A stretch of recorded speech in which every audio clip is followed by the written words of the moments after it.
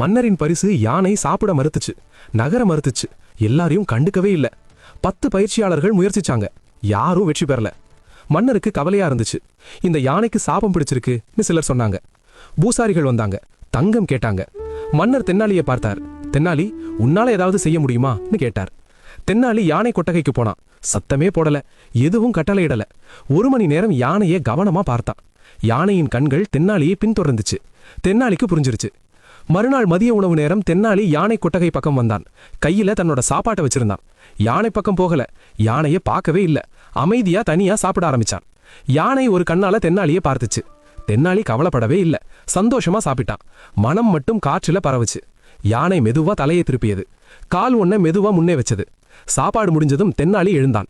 யானையை திரும்பி கூட பார்க்கல, நடந்து போனான். யானை பின்னாலேயே பார்த்துட்டே நின்னது. இவன் எனக்கு ஒண்ணு கொடுக்கலவே நீ யோசிச்சது. மறுநாள் காலையில யானை கொட்டகை காலியா இருந்துச்சு. எல்லாரும் பதறினாங்க. யானை எங்க? கொட்டகையின் உள்ள பார்த்தாங்க. உணவு தொட்டி முழுக்க காலியா இருந்துச்சு. யானை எல்லாத்தையும் சாப்பிட்டு இருந்துச்சு. மன்னர் ஓடி வந்தார். யானை சாதாரணமா நின்னது, நல்லா சாப்பிட்ட திருப்தியோட. தென்னாலி என்ன செஞ்சான்னு கேட்டார். அரசவை முழுக்க யாருக்கும் புரியல. தென்னாலி மட்டும் புன்னகைச்சான். மன்னர் கேட்டார், தென்னாலி நீ என்ன செஞ்ச? தென்னாலி சொன்னான், யானை பக்கம் போகல மன்னா, சாப்பிட்டேன், அவ்வளவுதான்.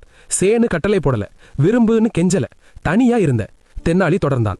யாரும் கட்டளை போடாம இருந்தப்போ யானைக்கு ஆர்வம் வந்துச்சு. தள்ளி நிற்கும் போது மட்டும்தான் இழுக்கும். கட்டளை போட்டு இழுத்தாங்க, அதனால போகல. மன்னர் யோசிச்சார். தன்னோட பயிற்சியாளர்களை பார்த்தார். அவங்க எல்லாரும் சங்கிலி வச்சு கட்டளை போட்டவங்க. தென்னாலி உணவு வச்சு ஒதுங்கினவன். ஆர்வம் இழுக்கும், கட்டாயம் இழுக்காதுன்னு மன்னர் சொன்னார். தென்னாலி சொன்னான், கட்டாயப்படுத்தி செய்விக்க முயற்சிக்காதே, ஆர்வத்தை தூண்டு, தானா வருவான். இதுதான் வாழ்க்கை ரகசியம். கட்டாயம் எதிர்ப்பு தரும், ஆர்வம் ஈர்க்கும். நீங்கள் தள்ளினால் அவர்கள் தள்ளி போவார்கள். நீங்கள் இடம் கொடுத்தால் அவர்கள் அருகில் வருவார்கள். நினைவில் வையுங்கள், மாற்றம் கட்டளையால் வராது, ஆர்வத்தால் தான் வரும்.